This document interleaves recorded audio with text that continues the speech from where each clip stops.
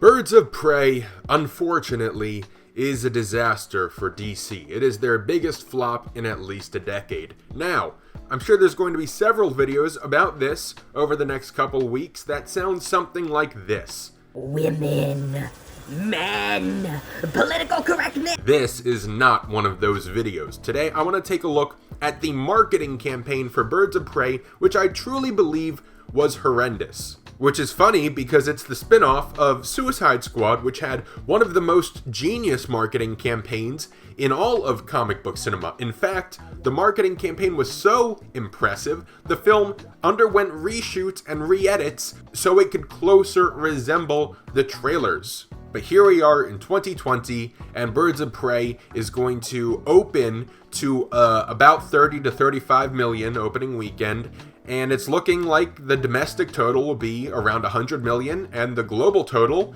a little over 200 million. All in all, it's not great, and today I want to take a look at this film's marketing campaign. First, a quick question. Why did this need to be rated R? Was it so you could have foul language and drug use? Was that really justification to make this R? It's not like Joker that had psychological themes and a gritty character study. It's not like Deadpool, which uses irreverent humor and breaks the fourth wall. It's not like Logan that was serving as a dramatic conclusion to a character that audiences had spent over a decade with. Seriously, why did Birds of Prey need to be rated R?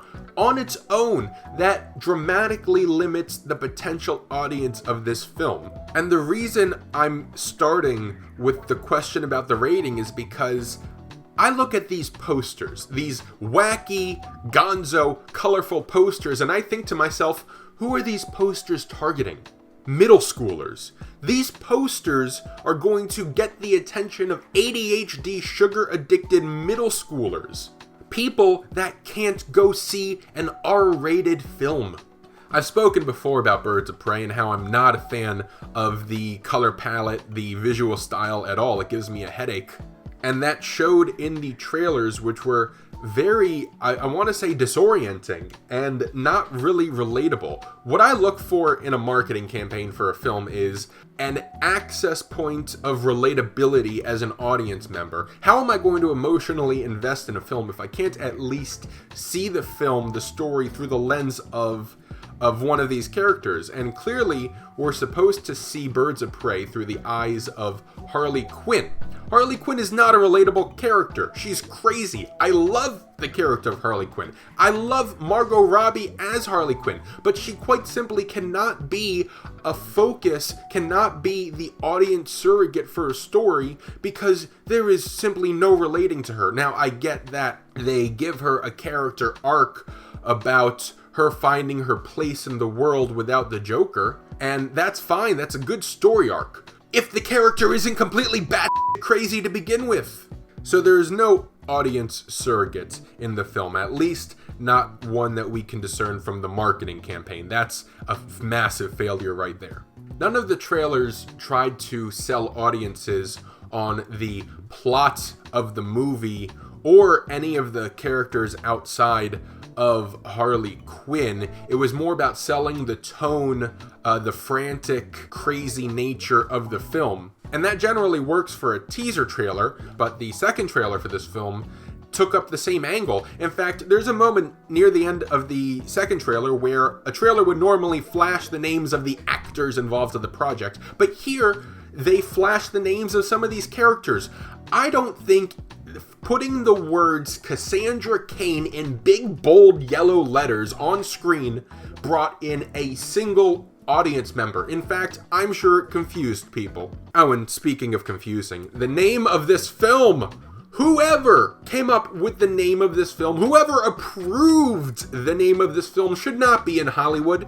The Fantabulous Emancipation of One Harley Quinn. That completely unnecessary. Just call it Harley Quinn and the Birds of Prey.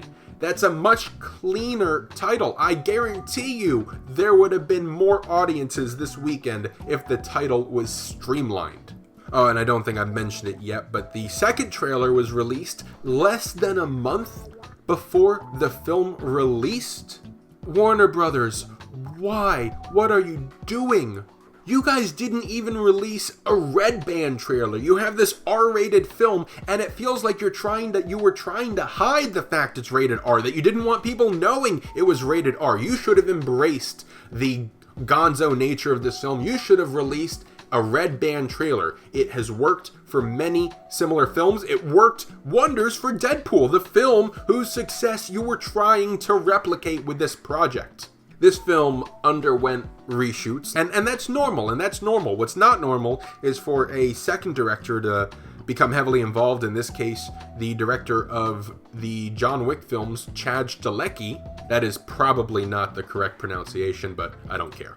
And word on the street is that these reshoots created a delay at the Warner Brothers marketing department, in that they were not able to bring materials to San Diego Comic-Con, and overall they really didn't start the marketing campaign in full until early September, which is an incredibly abbreviated time frame for a comic book tentpole. Now, this is the same playbook Warner Brothers used last year with Shazam, to greater effect, but I would still say not good enough effect. Shazam, with a global total somewhere around 350 million, was just enough to at least move forward with the Dwayne Johnson-led spin-off. I'm still apprehensive about Shazam 2 really happening anytime soon. I know that there's plans for it, but we'll see.